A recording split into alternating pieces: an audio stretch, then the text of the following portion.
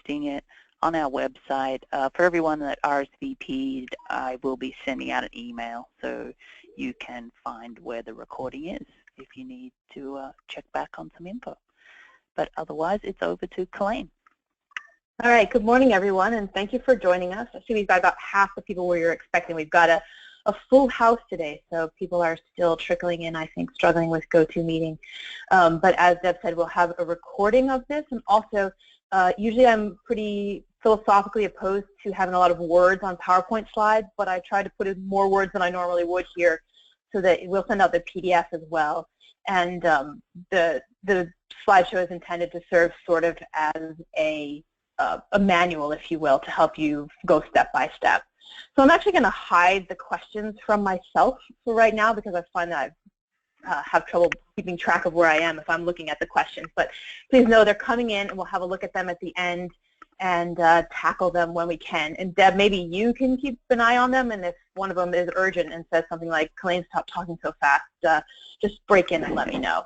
Okay then. So today, calculating the greenhouse gas benefits of trees using the new ARB method. And I've already got a couple questions in the chat, and then I had a couple urgent emails yesterday asking about this. And so here's the situation. The last set of CAL FIRE grants in 2014-15, we had sort of a more open-ended method of doing calculations. But I gave a webinar then on how to use the tree carbon calculator. And I think that was one we were urged to use, but there were a couple of other options. The tree carbon calculator was never meant to be used in this way. It's no longer supported by the Forest Service.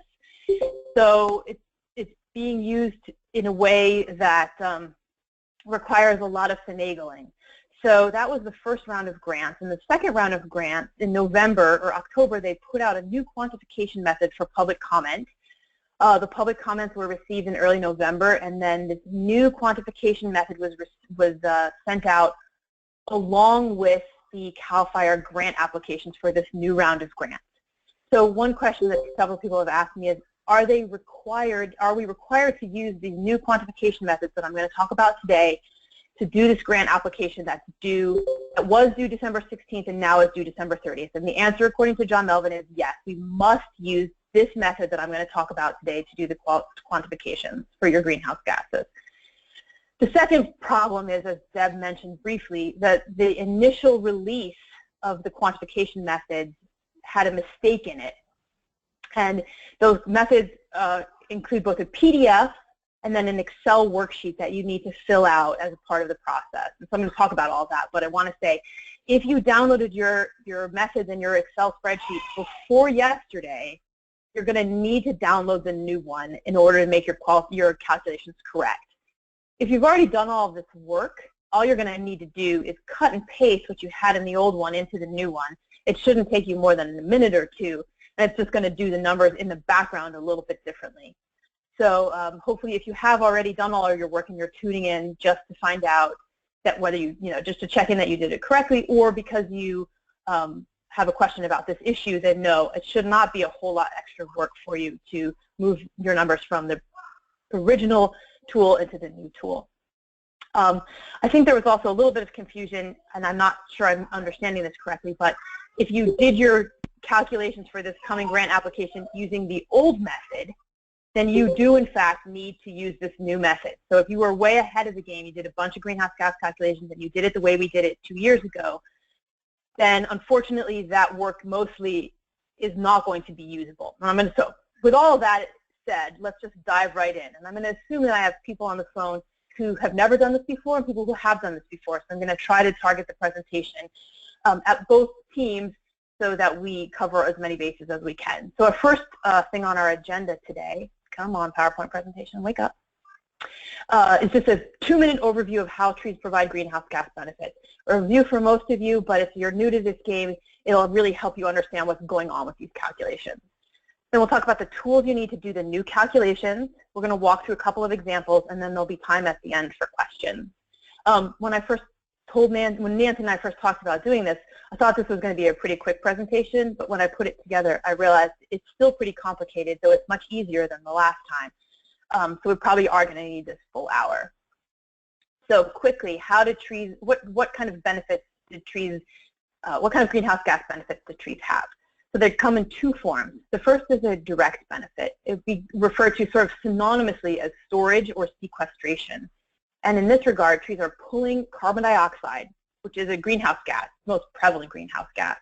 So they're pulling carbon dioxide out of the atmosphere, transforming it into carbon, and using that carbon to make tree stuff. So this is photosynthesis. Remember back to 8th grade science. They're using that carbon to build the trunk, the branches, the roots, the flowers, the leaves. And the things we're the most concerned about are the really dense, substantial parts of the tree. So the trunk itself and the roots are really where most of the carbon comes in. So there are some factors going on there, but it's a pretty direct relationship between the size of your tree and how much greenhouse gas, how much CO2 is pulled out of the atmosphere. So from the perspective of making your project as successful as possible, the bigger the tree you can plant, the better off you're going to be. So if you haven't settled on a species list yet, or if there's room for wiggling in there, remember, the bigger the tree, the better. The second way trees have greenhouse gas benefits is an indirect way. So in this case, if we plant a tree to shade a building, particularly in a hot climate like the Central Valley or the Inland Empire, the shade from that tree will have such a significant effect on our air conditioning use that reduces the energy that we need to run our homes and our offices, which reduces the greenhouse gases produced at the power plant. So that all sounds like a long trail of indirectness, but in a hot climate like the Central Valley, the benefit of a tree planted strategically for shade can be as big as or even bigger than its sequestration storage value. So again, if there's room in your planting design to get the trees into strategic shade locations, especially on the west sides of buildings, that's going to make your project even stronger. Not all trees have a shade benefit. If your tree is not planted within 60 feet of a building, its shade is not going the shade is not going to have a greenhouse gas benefit. So I've seen a lot of projects that were in parks or in vacant lots.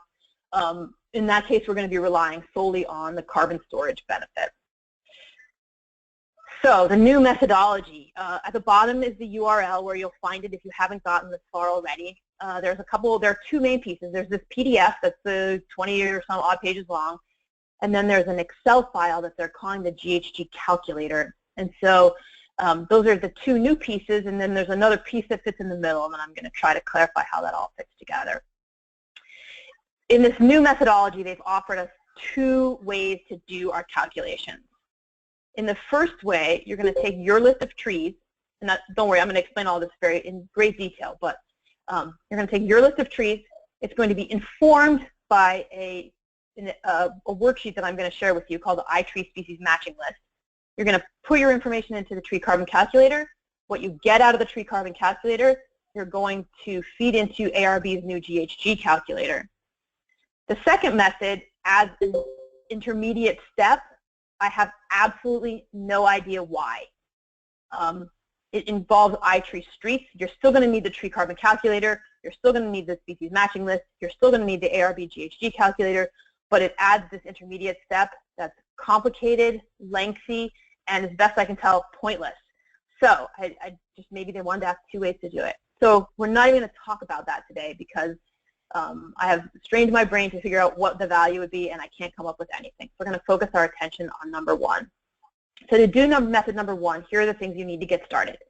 And then I'm going to go through each one of these things as we walk our way through this process. You're going to need a list of your trees. You're going to need the tree carbon calculator, which is alternatively called the CTCC or the TCC.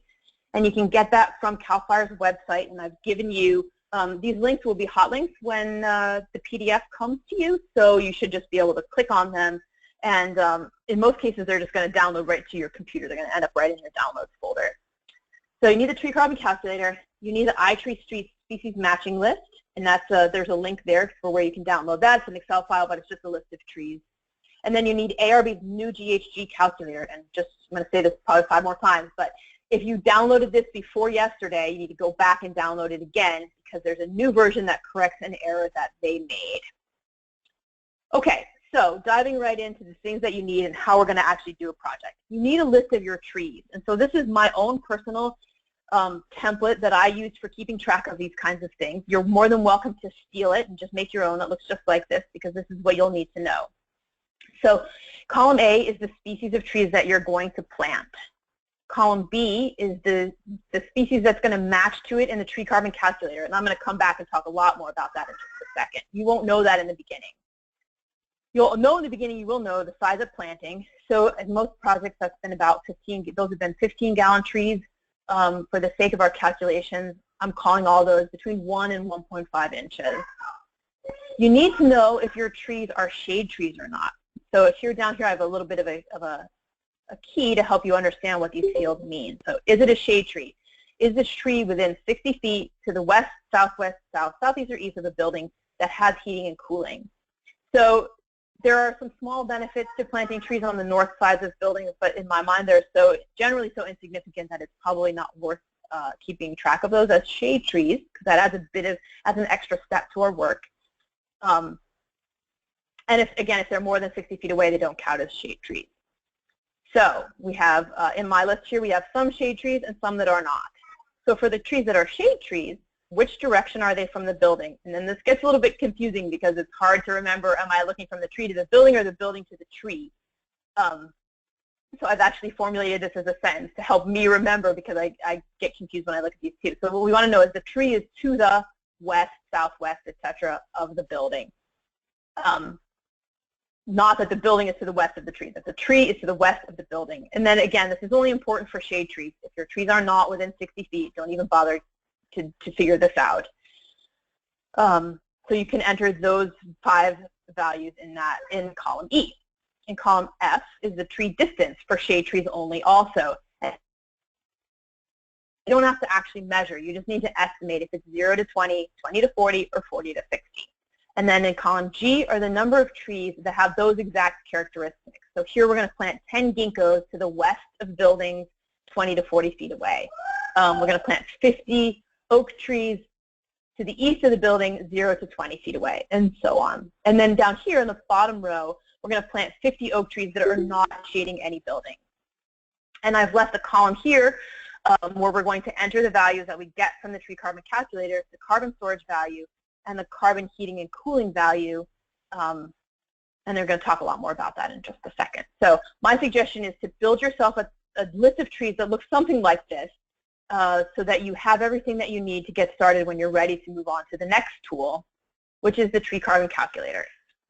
So you're going to download this from CAL FIRE's website, and it's going to be a zip file. When you unpack the zip file, it looks just like this. And the thing you're looking for here is the carbon calculator version 31.xls, and click on that. The first thing that should happen is it's going to ask you if you want to disable the macros, and macros can be very dangerous, but in this case, macros are what makes the whole thing run. So you definitely want to choose to enable the macros. In my case, on a Mac, I don't know if it's a Mac-related problem, I get this empty window that is supposed to have some instructions in it. It used to have instructions in it, but it no longer does. It doesn't really matter. Just close that with that red button at the top, or however it looks on a Windows machine. And then last, you might get an error like this: Microsoft Visual Basic can't create an object. Just say end and wait a few seconds, and the whole thing should sort itself out, and you should end up with something that looks like this. Now, I've heard from somebody already this morning that they're having a bunch of problems getting this thing to open. I honestly have no idea how to solve that problem. When this was built by the Forest Service, it was when I was working with them, it was a solid 10 years ago. And it was, as I said, not intended to be used for this purpose and isn't supported anymore. So if you can't even get it to open, I think my only suggestion is to try a different computer with an older or with a newer version of Excel, something like that. And I'm going to apologize, even though this isn't my fault, because I know this is a pretty hot mess for everybody, and it's really challenging and difficult. And also, I heard from somebody who had problems saving it. I would say don't even bother to save it. It's actually a little bit more straightforward if you leave it as it is and come back and correct everything each time. I think you're less likely to run into problems if you are starting fresh every time. So let's go through the tree carbon calculator. There are 3 major components. Come on, computer. Sorry. There are the project inputs at the top box. There's a tree input, so the project inputs won't change over the course of your project. The tree inputs will change from tree to tree, and then the outputs are on the bottom row. I'm going to walk through all of these individually. So project input. So the first thing you're asked to figure out here is whether you want to input your tree's DBH or its age. And I'm going to tell you as we go through this, it'll be a little bit more clear why. But we're actually going to choose 0 for age. That's what we're going to need to keep track of here. Then you're going to be asked if you want to calculate the shade benefits of the trees only, or the shade and the climate benefits of the trees. And you enter 1 for shade and climate, and you enter 0 just for shade. What does that mean? Well, if you plant a huge number of trees, like if you increase your canopy of your city by %, then that large number of trees can actually have an effect on the city's climate, on their urban heat island effect. I don't think that any of the projects we're talking about here are going to be at such a grand scale that we will have a citywide effect on the climate. So we're going to choose 0 and talk about the shade benefits only. So what I mean here is we're still going to calculate storage benefits for carbon, but on the side of this shade benefit, you have both a shade directly of buildings and you have an overarching shade of the city. So within that subcategory of shade benefits, we're only going to talk about the trees specifically shading buildings. Then you're going to choose your climate zone. So there's a drop-down menu there. The first 6 are relevant for California, and there's a pretty decent map in the PDF from ARB that shows the outlines of the climate zones. If you're on the border and it's not clear, there's also some more guidance in that PDF about using temperature to have a stab at it. This is going to have an effect both on how the trees grow and also on the related energy benefits that come. So if it's hotter in your climate, the trees are going to have a bigger energy-related benefit. So back to our project inputs, our climate zone. We're going to choose a climate zone, and there's your hint. Choose your project climate zone. And then emissions factors. So here's a place where this differs from the last time around. In this case, they've given us a value that they want us to enter here. And the value that we've been asked to enter is 303 for carb for the top row, and then for the next 2 rows, we're going to just 0 those out. And if anybody's really interested in the specifics of that, there's more information in the PDF, or you can call me and we can talk super geek stuff about how emissions factors are calculated and what they mean. Okay, so we're going to move on to how do we calculate the CO2 storage of our trees. So we set our project input. And now we're going to set a specific set of inputs that we need to enter to figure out the carbon storage, the greenhouse gas storage. And so again, I'm using all those things synonymously. CO2, carbon, and greenhouse gases are not technically synonymous, but for our purposes, the way this has been arranged, that is often the way that we talk about them. So if you want to calculate the carbon storage of your trees, you only need 2 things. You need the species, and you need the age of the tree at the end of the project. So if you don't have any shade trees, this is the only part of the process that you're going to do. So you enter. So species sounds like it should be easy. This part's not easy at all, unfortunately. For every climate region, there's a specific drop-down menu that has 20 to 25 species on it. And these are the most common species in that particular climate region. When I was with the Forest Service, we went to these regions. We measured 1,000 trees represented by these species, created growth equations that are specific to them, matched those to carbon equations that are specific to them. But there are only 20 to 25 on the list. So what we're going to do first is match our own species to the species we're going to plant to the species that are on this list. Now that sounds like a bit of a flaky task, but this is a limitation that all greenhouse gas calculations methods have, and don't worry about it. That's just all I can say is don't worry about this. And one other thing that I've made here in the comments is don't limit your project trees to this list. I can't emphasize that enough. In some ways, these are bad choices because these are the most common species in the city that we went to, and we don't necessarily want to make common species even more common. So these are just ones that you're going to match yours to, but absolutely do not think of this as a recommended species list. It certainly is not that. So how are we going to do the species matching? I'll start by downloading the species matching list from iTreeStreets, and I've given you the link here again. And that is going to give you this Excel spreadsheet, which is, again, just a list of trees. At the very bottom, there's a tab for every region, so make sure you pick the right region. That's important stuff because it won't work at all otherwise. Here we're looking at the inland valleys or the central valley, same thing. And what we're going to do is look for our species that we're going to plant on the left, and then over here we get the matching species for the tree carbon calculator. And we'll walk through that a little bit more straightforwardly. So let's say we're going to plant Chinese elm. We find our species here under the scientific name, and then under the species value assignment we see ZESE. So we can either enter ZESE directly into the tree carbon calculator, or if we're curious to know what that is, hang on just a second, I'm just going to, actually let me go back to that. So, sorry, I just lost my train of thought. We're going to plant the Chinese elm, we're going to plant Ulmus parvifolia, it tells us to match it to ZESE. Now, I'll come back to what I was going to say in just a second.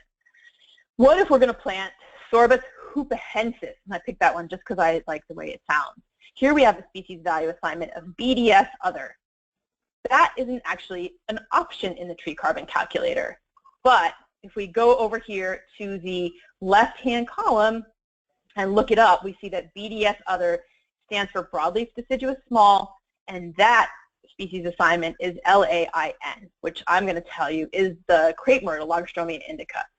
So if you wanted to plant Sorbus hoopahensis, you could either choose the Lagerstroemia indica from the tree carbon calculator drop-down menu, or if you said to yourself, hey, crepe myrtle is a puny little tree and that doesn't really represent, in my mind, the species that I'm going to plant, you could look for something else along this list and find a tree species that seemed more appropriate to you. So just let me just give a quick overview of that again. Your place to start, the easiest place to start, is from the iTreeStreets species matching list. If that doesn't work for you, or if you think you want to just try a different way, you might start by looking for species of the same genus. So let's say you're going to plant Quercus lobata, then you might look over here and see, aha, look, here's another oak tree, another big evergreen majestic oak tree. That's going to be my choice for a tree. You can also, if that doesn't work, if that option is not available, you might look for species of the same family. So say I'm going to plant some apple trees in a fruit orchard, then I might choose the Pyrus Clariana, the Bradford pear, because both of those trees belong to the rose family, and they have similar structure and similar growth patterns. At the same time, you do want to consider the mature size and growth of your tree. So let's say you're going to plant a Japanese maple. The best choice up here is probably not going to be the silver maple as your match, because you're talking about, on one hand, a tree that gets to be 8 feet tall, and on the other hand, a tree that gets to be 80 feet tall, an absolutely enormous specimen. So it's not going to be as simple as choosing from the same genus. You need to use a little bit of judgment as well in some cases. And you might also choose a species with similar type, mature size, and leaf habit. So let's say in this particular climate region you were going to plant some eucalyptus trees. I would say that in this case, looking down this whole list, having looked down this whole list, the thing that's going to come the closest to a big, majestic tree is going to be the oak. Even though they are not related, they don't look the same, it's definitely your best choice of the species that are available here. So again, not the most ideal option, but it is a limitation of all greenhouse gas calculation methods, and it's just the best science that there is available right now. So choose the species that is most like yours. Okay, now it gets a little bit easier. So carbon storage, tree inputs. The second thing we need to enter to figure out our carbon storage is the age of the tree. So this is going to be a little bit different. This part's going to be the same as what we would have done for the last time. So it's not. So what we're going to do here is we're going to enter the age of the tree at the end of the project. How in the world do we know how old the tree is at the end of the project? Well, these are mostly 40-year projects. That's the guidelines that have been given to us by CAL FIRE and ARB. But we didn't plant a seed in the ground, so our tree is more than 40 years old at the end, but we don't really know how many years old it is. So my suggestion to you is to start in this box with age and put a number in there, start with 1, and see how the DBH changes as you increase the years. So in a lot of cases, at the first year or the second year, you'll already be at that 1 to 1.5 inch DBH. And that we'll consider as your tree's starting age. In the case of the ginkgo, this is a very slow-going tree. So it's actually 7 years old before it even cracks that 1 inch DBH mark. So for our ginkgo tree, we're going to say that its starting age is 7, and it's going to have a 40-year project lifespan. So at the end of the project, my ginkgo is going to be 46 years old. So I'm actually going to put 46 years in this box in order to calculate the carbon storage over the lifetime of the project. So there's your hint. The age of the tree, 40 years after the project starts. ARB has made this even more confusing, and I hesitate to even talk about this because I think it's confusing enough. But I'm going to throw this out there so if you come across it in the manual, you'll at least have a frame of reference. Let's imagine that the clock starts ticking on our project in the spring of 2017, and it runs 40 years to 2047. Actually, we'll run to 2046. Well, let's say we don't plant our trees until 2019. You don't get 40 years from 2019. You only get 38. So if you plan to plant your trees in 3 years instead of the year that you get the grant, then you need to subtract a couple of years off the end. See, this could hardly be any more confusing. But because we're going to make a whole bunch of assumptions here, I think I would say it's safe to assume that you're going to plant most of your trees in the first year and stick with the 40 years as your total. Okay, so now we've got all of our inputs put in. We did our project inputs at the top for calculating the carbon storage over the project lifetime. We've put our storage inputs in. We put in the ginkgo at 47 years, and then we get our storage. Then we get our output at the bottom for the CO2 storage, and that's that middle box that I've got the red box around. Total CO2 stored, and we want it in kilograms. So for the ginkgo, at the end of the project, it will have captured over its entire lifetime 2,844 kilograms of CO2. And here is just a zoom in of that. The number here on the left is what happened in the last year. You don't want the last year, you want the total. So choose that middle value. And there's your hint. And then going back to your tree list, this is that template that I talked about at the beginning where I entered my tree inventory essentially. For the ginkgo, I'm going to put that carbon storage value in.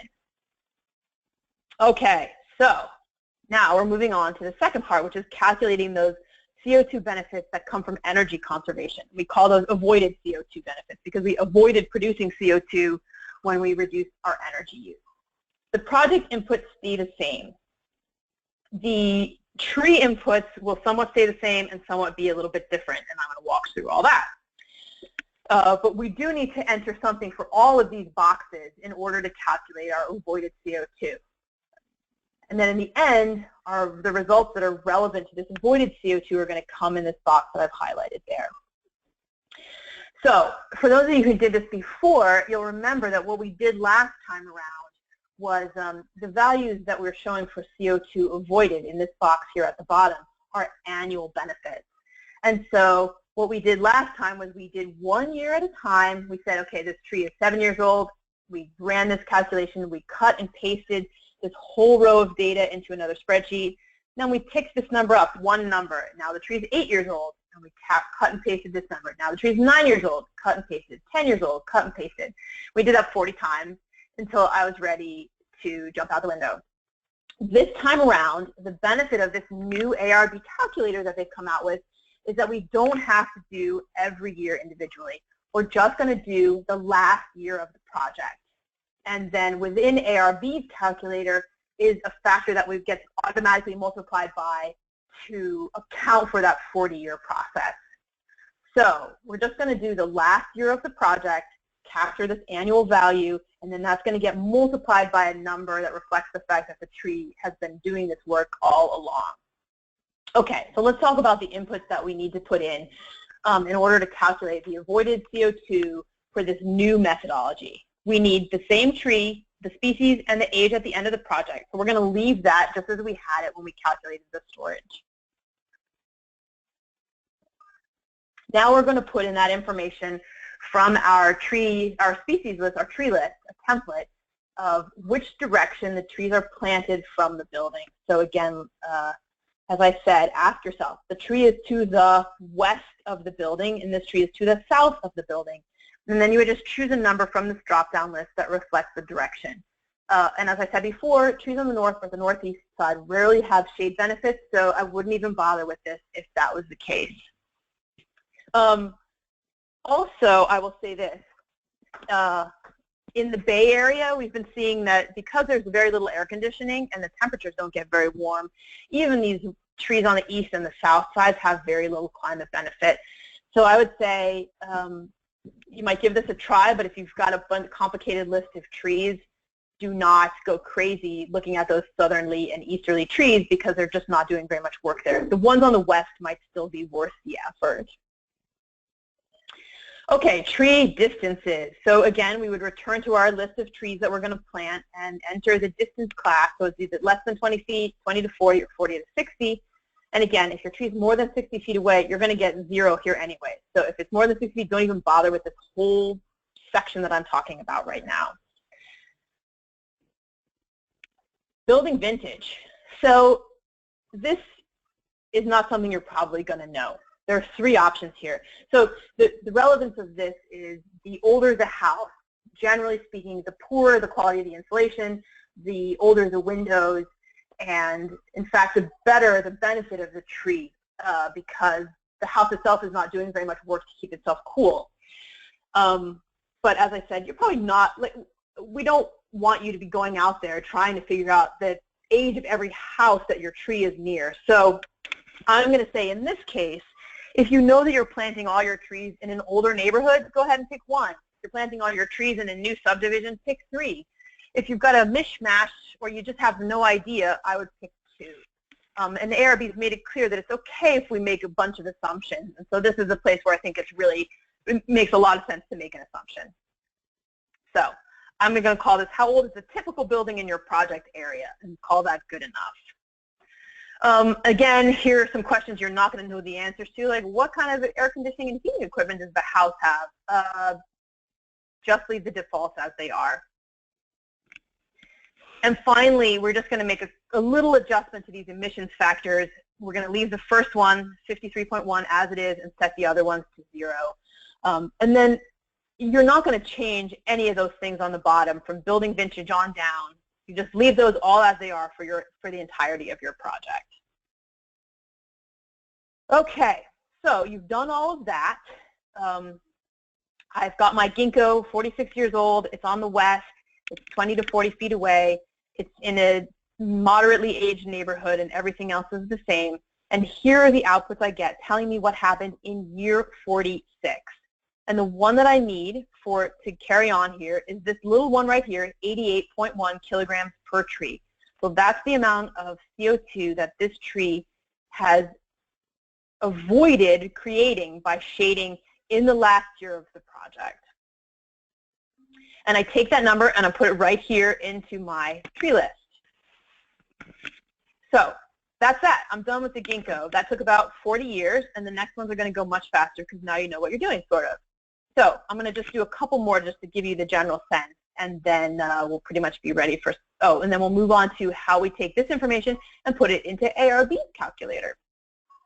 So the next entry on my tree is Quercus Agrafolia, and I have a whole bunch of those. I have 200 altogether. Some are shade trees and some are not. So first I'm going to figure out the carbon storage for all of them. So I match my Quercus Agrafolia to Quercus Ilex from the drop-down list, as we talked about. And then I start here with year 1 and pick it up until I see a DBH that looks approximately the size that I'm going to plant my trees. And in this case, that happened at year 2. It was, I think, 1.5 or 1.2. And then 40 years later, my tree is 41 years old. That's actually all you got to do to calculate the carbon storage. And I've done that. I get my number down here, 3694, and I put that number into my tree list. So moving on. Now, so I have my carbon storage for all my Quercus Agrafolias, and they're all the same because it doesn't matter whether they're shading or not. All those Quercus Agrafolias are the same. Moving on to the shade benefits of these particular trees, though. So the first one on my list is planted to the east of a building, 0 to 20 feet away.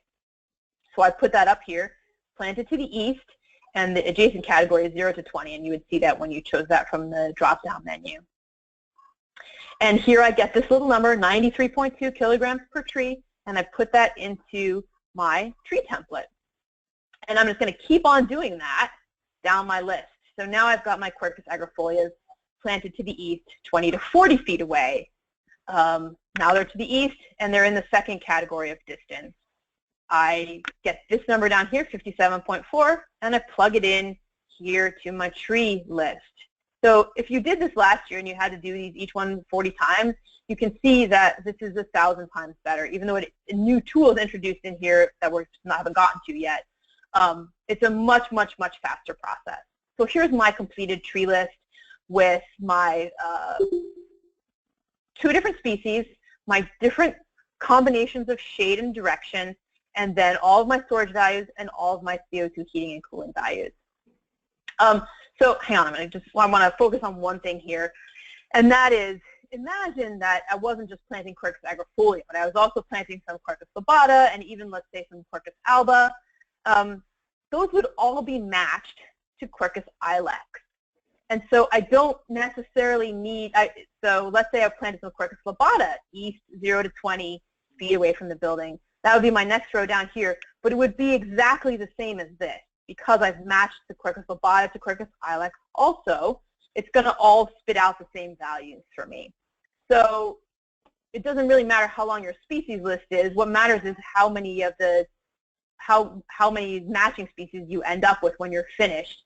And anything where this, and where the matching species, the direction, and the distance are the same, they're going to turn out with the same values. And that's going to be important when we get to the ARB calculator, and I'll show you why. So you have your tree list completed here with all of the values entered. Now you turn to this new calculator released by ARB. I'm going to say it again for the people that just joined us really late.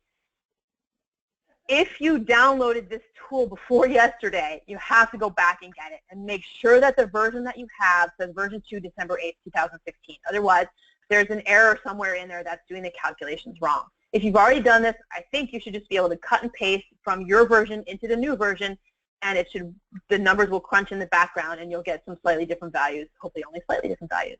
But I'm going to go over this guy step by step too, though. This is really quite easy. If you look at the bottom, there are a bunch of tabs. The ones we care about are the README, because you always want to read what they tell you to read. The one that says carbon and energy savings for the CTCC, for the tree carbon calculator. So the one next to it, which I didn't highlight, carbon and energy savings for iTree.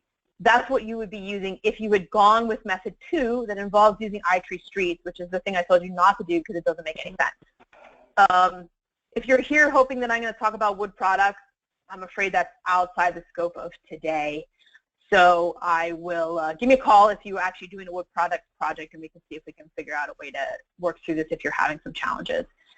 And then the last one that's important to us for today is the greenhouse gas summary tab. And we're going to work through those. One little clue here, inside this calculator, the fields that are highlighted in yellow are things you have to enter, and the things that are highlighted in gray are things that happen automatically. So you are going to submit this file along with your application. And I would suggest you submit that tree list as well. Just there's a list in the PDF of what you need to submit, and that's a little bit outside the scope of what we're talking about today too. I'm just here to talk about the calculations. So if you have questions about what needs to get submitted, you can look to the PDF, or you could contact your CAL FIRE representative.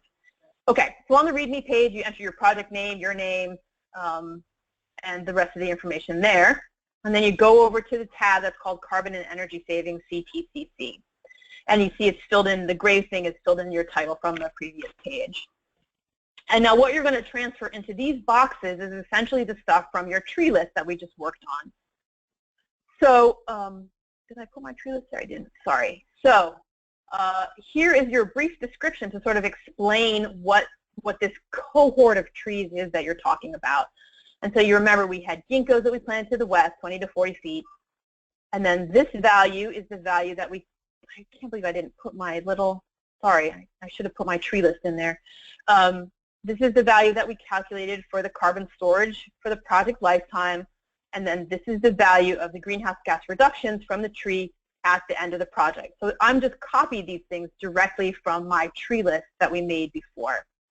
And we had, remember, we had 4 categories of oak trees, no shade, east 0 to 20, etc. And so we put these numbers in here. So one of the challenges is they've locked this entire tool, so you really can only put things into the boxes. You can't make any changes. It only has 45 rows. So you could easily have more combinations of species, distance, and direction than 45. But first of all, they've told us we don't need to work quite that hard. We can group them into bigger categories. And they've actually made it impossible for us to be that exact. So don't kill yourself trying to make sure that you figured out every tree is whether it's 0 to 20 or 20 to 40.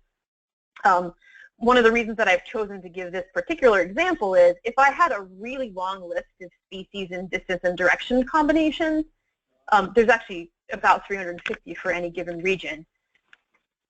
If my list was really long and I was going to have to do a whole bunch of work, I might look at this and say, hey, look here, I've got trees east 0 to 20, east 20 to 40, east 40 to 60. And I see that these numbers, you know, that they are separated from each other in a way that makes some sort of sense. Like this one is kind of twice this one, and this one's kind of twice this one. So if I needed to consolidate my information, or if I just knew it was going to be a really long list, I might have said, hey, instead of doing all these separately, I'm going to call all my trees east 20 to 40, that middle range, and I'm going to say I planted 150 of them instead of 50 each. I'm not sure, that's one of those things that's hard to tell on the phone if that it's making any sense to anybody. But what I'm saying here is you don't have to get every tree into the exact right category. You can group them together in ways that are commonsensical, and one of those ways is to group the distances together and choose a moderate value for your results. Okay, so at this point you have entered all of your trees in here into the yellow boxes, and you see that things are being calculated over here in gray. So the first thing that it's calculating is the carbon stored in the trees, and all it's doing there is multiplying this times this, and 50 times 3694, and 50 times 3694, and adding them all together, and then dividing by 2,000, because these are 565 metric tons. And then same thing's happening here. The GHG benefits from the energy savings, it's multiplying the number of trees by the benefit, adding them all up, and then dividing by 1,000 to give you metric tons when you start with kilograms. So here's a really important box. Years of establishment and replacement care provided by the project. You can enter a number from 1 through 9 here. Now, what you're saying is that is, and this needs to be in your grant narrative, I assume, too, the number of years you're actually going to replace trees that die. You're going to go out there, you're going to inspect them, you're going to prune them, and when you find dead ones, you're going to replace them. But what's important from our perspective here is what's in that box changes what happens in the gray boxes a lot. So if you leave that box empty, your total benefit from carbon storage is 565 tons. If you enter, hey, we're going to go out there for 3 years and inspect our trees and replace the ones that die, your value increases to 619 tons. And at the bottom here, if you say we're going to go 9 years, we promise to replace all of our trees, then your project storage actually is all the way up to 744 tons. So what's happening is happening in the background here. By promising to care for and replace your trees, you're reducing the mortality, and the mortality is being calculated automatically here. So in the last round, we got to estimate our own mortality, and people were making some wild estimates. So in this version, in this grant round, so as differing from 2 years ago, this grant round, you can affect your mortality not by just saying, well, we're only going to have 10% mortality, but instead by promising to care for and replace the trees for a set number of years. And 9 is the highest that you can have there. So be sure to enter a number into that box that reflects your plan for your project. GHG emissions. So in addition to having GHG benefits, our trees also create emissions in the sense that when we drive trucks around to care for them, when we use an auger to dig a hole that runs on diesel fuel, to put the tree in, if we have chippers as a part of our maintenance, all of those things use fuel, all of them emit their own greenhouse gases. So it used to be the last time around we got to estimate this percentage ourselves In this case, there was just, I guess, too much going on there. So they've decided to cap it at 5%. It's just 5% of your total. There's nothing that you can do about that number. It is what it is. But just be aware that that's what that number means, and then you'll be asked to report it in that CAL FIRE application. And then last but not least, on the GHG Summary sheet, in the tab down here, we have GHG Summary. All of those values are pulled automatically from that page we were just on, and then you enter the greenhouse gas reduction funds that you've asked for in your project, and it will calculate the cost per ton. Well, this is actually the tons per dollar. So I think we've only got about 10 minutes, unfortunately, and I know the questions have just been ticking in from the very beginning. I'm going to try to tackle them best I can. So we've got 10 minutes left. If you've got some questions, feel free to put them into the chat window, or you can drop me a line. And if this has all just been too complicated and you don't want to do it, we've got a couple extra weeks now. So drop me a line, and especially with your species list. And I might be able to, we can see if we can figure out a way to get some of that done together. Okay, so Dina asks, can we still use the application we were ready to submit next week? Do we need to transfer all the info to the new application with corrected budget calculations? So I hope I answered that. If you did your calculations the way we did them 2 years ago, unfortunately, you have to start from scratch. It explained that in the application, but maybe it wasn't clear. If you did the work using the new methodology, all you should have to do is cut and paste from the ARB's GHG calculator old version into the ARB calculator new version, and you should be able to, that should be all the work that you have to do. Okay, Nancy says, while using the tree carbon calculator, this was the one that I read before, she is having a lot of problems getting it to open and getting it to save. And Nancy, I hope that I offered some kind of suggestion there. See if the things that I talk about help for you. And if not, I honestly think that might be something that you need to take to your CAL FIRE representative for some help, because unfortunately that's out of the scope of what I can provide. I just wanted to see if I could help people as much as I could get these calculations done. Let's see what else we've got. So Tiffany says, a consultant did our emissions calculations, but when we received them, we noticed the calcs were generic and not specific to our area in terms of when the buildings were planted or even the numbers of trees. Our regional forester has not responded as to whether general assumptions are valid for the concept proposal. So I hope that I kind of answered that question. Some assumptions are reasonable.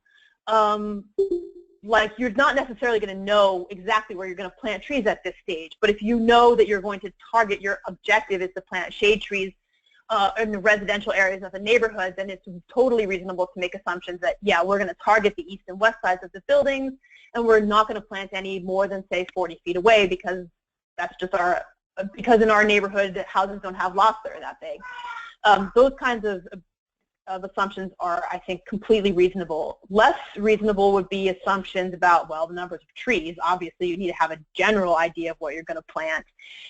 And then the calculations definitely do need to be done with the correct region in the tree carbon calculator. That would be a pretty important thing, because especially if you're in a hot climate, you're going to be really losing out if you're not doing the shade benefits correctly. So you would definitely not want to use the North Bay region, for instance.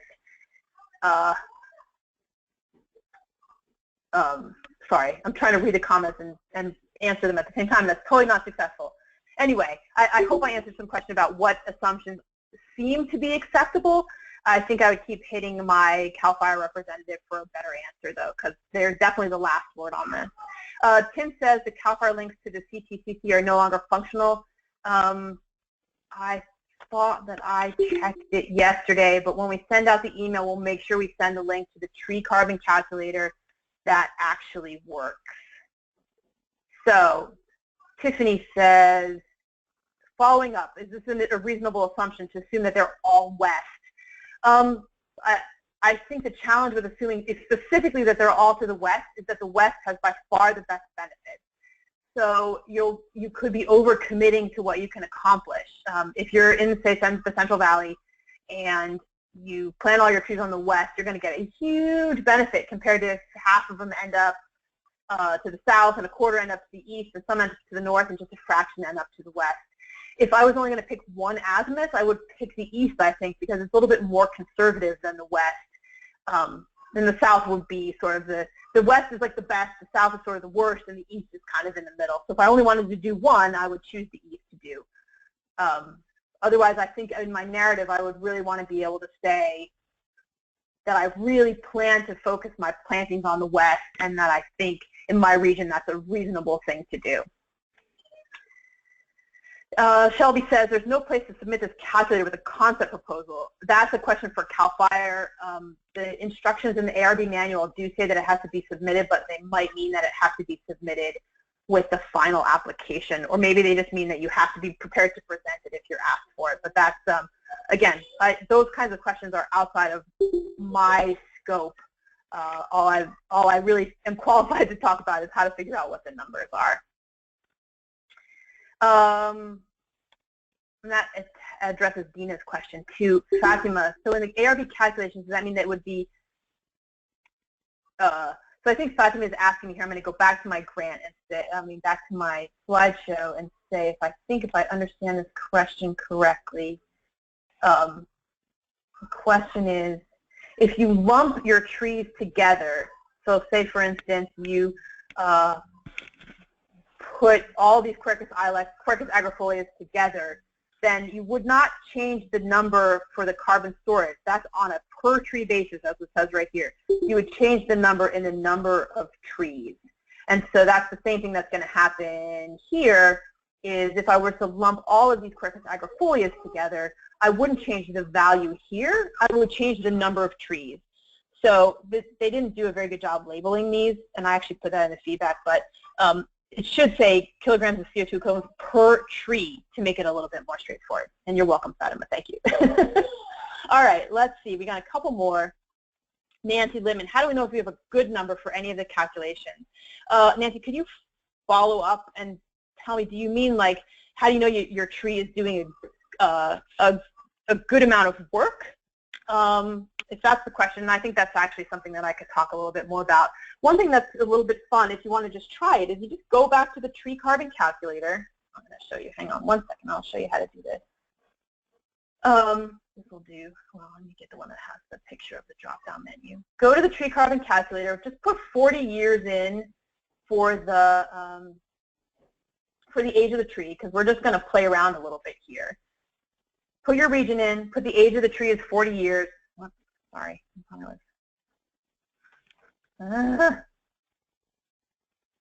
Never mind. I'm gonna just ignore that. I was gonna try to do that. Put 40 years in. Put your region in, and then just flip through the species, and you'll see how the greenhouse gas storage benefit changes as you change the species. And so for some species, like say an oak tree at 40 years is going to have 3 tons of greenhouse gas benefit. Whereas the crepe myrtle, so it's going to have 3,000 kilograms of benefit, whereas the crepe myrtle is going to have something like 120 kilograms. So that oak tree is like 20 times better. And then you can get a better sense of the species along the list, and then the things that might be appropriate matches to them. I hope that helps. And then you could actually just do the same thing with the energy benefit. Just set it for, say, west, 20 to 40 feet away, and see how it changes with the species, and you'll get some good information. I would say my goal, and in the projects that I've worked on, I love to see a target of 5 tons per tree. So that includes both the storage and the energy benefit. I love to see that at like 5,000 kilograms. It's not easy to do, but that's going to be a really strong project. If you can get it somewhere around 3, I think that would be, that's also, I mean, that's a good target if that's the best you can do. If you're down around 1 ton or 1,000 kilograms for both the storage and the shade benefits, you could just, my sense is these are greenhouse gas reduction projects. The objective is to have a greenhouse gas reduction, and so that number is probably not going to be as competitive. Now, that said, I actually have no idea how CAL FIRE judges these projects, but from a pure greenhouse gas perspective, I like to target between 3 and 5, and boy, if you can get it over 5, you're really doing a great job. Okay. So Christine says we're having difficulty picking good street trees given the utility lines. It's bigger always better. So that fits right into that same thing. There are stocky shorter trees and there are scrawny shorter trees. And so again, I would play with that list and to try to get a sense of looking for shorter, stockier trees instead of little scrawny ones. Sorry guys, I'm getting some text messages. Deb, is there from you? No, they're not from you. Okay. But you're correct. CAL FIRE is not going to want you to plant big trees under the utility line. So that's just a case where you use the narrative to explain maybe our greenhouse gas benefits are not as high as they necessarily could be, but we've done the absolute best we can under the circumstances that we have. So we're right at 11 minutes. I think we're running out of questions. So let me tackle these last couple, but if you cannot stick around, we certainly understand. And we'll try to have, Nancy and Deb, I hope we'll try to have this email out today since time is ticking away. But of course, as we mentioned before, we actually have extra time. You have until December 30th to get all this sorted out now. Ken says, you advise against saving the calculator while using it. Should it be done when finished or print out, save as a hard copy? So Ken, I was talking specifically about the tree carbon calculator, so that one from the Forest Service, the one that's blue. That one, you don't need to save it all. You're just going to do one tree at a time and transfer that number into your template, your tree list, and nothing actually gets captured in that tree carbon calculator. When you move on to this one that I think of as yellow one, you just that one you absolutely do want to save. But the tree carbon calculator itself, you have to cut and paste those values or copy them down because the most you could save would be 1 anyway. And then Christine says, do we still have to convert kilograms to metric tons? And the answer is no. You're going to enter into this one, you're going to enter kilograms, and it's actually doing the work over here of converting those to metric tons for you. So it's doing the math of multiplying the trees times the benefit and then dividing by 1,000 to get to metric tons. Whew. All right, I think that's it for the questions. It's 11:02. Steve says, does the Cal Enviro 3.0 update have any impact on calculations? It does not. So that only affects which regions are considered disadvantaged communities, and that kind of region distinction is not related to choosing your region for the tree carbon calculator. So I think that's about it. I imagine you're all as tired as I am. So again, here's my email address. If you have a quick question, drop me a line, and if you'd like some help, tell me a little bit about the project and maybe even send along your tree list, and I'll give you a sense of how much time we need to set aside to work on that. All right. Anybody else want to, have you got anything? No, we've recorded the session. Kelaine's providing her PowerPoint slides as well, so we will send an email out later this afternoon to everyone that RSVP'd with the presentation. Okay. Well, thanks everybody for joining us, and good luck out there. Thanks, Kelaine. Thanks, Deb. Thanks, Nancy.